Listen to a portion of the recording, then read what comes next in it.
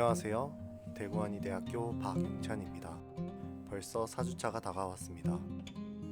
기린 도전학기제의 3분의 1이란 기간이 흘렀습니다. 이번 주에 로나코 프로젝트의 활동은 바로 초, 중, 고등학교의 코로나19를 예방하기 위한 방역 체계를 알고자 했습니다. 네, 했습니다. 처음 계획했던 것과 다르게 코로나19로 인하여 초, 중, 고등학교의 경우 외부인이 들어올 수 없게 되었습니다.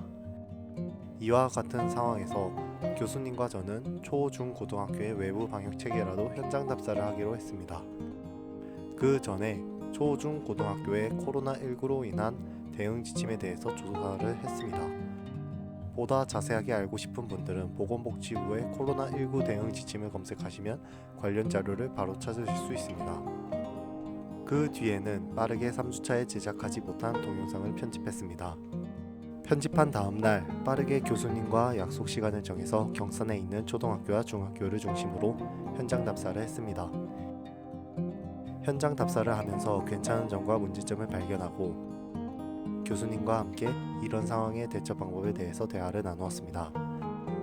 그렇게 경산의 초, 중, 고등학교의 외부 방역 체계 및 시설을 확인한 뒤 다른 초, 중, 고등학교의 경우 어떤 식으로 방역을 이루는지에 대해 자료 조사를 했습니다.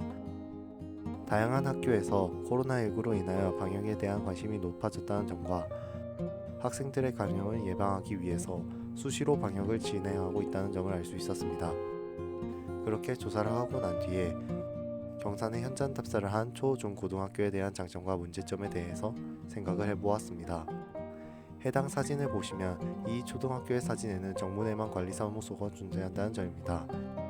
물론 정문만 개방하여 외부인의 출입을 막고 했다면 아무런 문제가 발생하지 않았겠지만 다음 사진을 보면 후문이 개방되어 있습니다.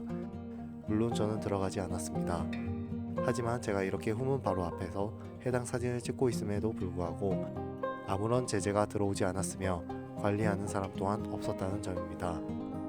하지만 바로 근처의 다른 초등학교의 경우 정문을 제외한 다른 문들을 막았으며 보다 효과적으로 학생들을 관리하기 위해서 학년별로 등교 시간을 구별하여 보다 수월한 관리가 가능하도록 했습니다. 그리고 다음 사진을 보면 이 학교에서는 후문이 개방되어 있지 않음에도 불구하고 정문과 같이 후문에도 관리사무소가 있다는 점입니다. 해당 현장 답사를 갔다 오면서 면역력이 성인보다 낮은 어린 학생들의 경우 감염될 확률은 증가될 수 있음에도 불구하고 어떤 학교는 문제점이 없고 어떤 학교는 문제점이 있다는 점에서 있는 코로나19 대응 지침에서 허점이 발생한 것이 아닌가 싶었습니다. 코로나19 대응 지침 중 등교 전, 수업 중, 점심시간, 하교 크게 4가지로 구분하는 반면 어떤 학교는 해당 방역시설을 설치했는가 안 했는가, 관리를 하고 있는가, 관리를 하고 있지 않다라는 점을 느꼈습니다. 앞으로 언제 끝날지 모르는 코로나19에서 벗어나기까지 우리는 관심과 관리, 방역을 철저히 하기를 바랍니다.